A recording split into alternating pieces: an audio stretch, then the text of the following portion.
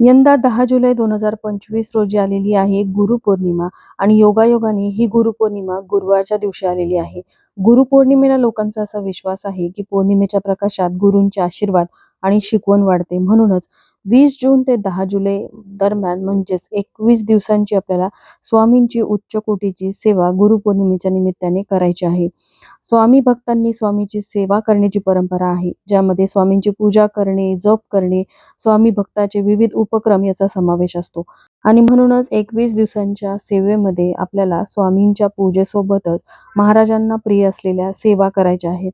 ज्यामध्ये सगळ्यात पहिली सेवा म्हणजे श्री स्वामी चरित्र सारामृत या ग्रंथाचं पारायण तुम्हाला 21 दिवस करायचं आहे, किंवा तुम्ही 11 माळी जप करू शकता किंवा 11 वेळा तारक मंत्राचं पठण करू शकता. पण ही संकल्पयुक्त जर सेवा असेल तर याबद्दलचे नियम जाणून घेण्यासाठी खाली दिलेल्या लिंकवरती क्लिक करा. श्री स्वामी समर्थ.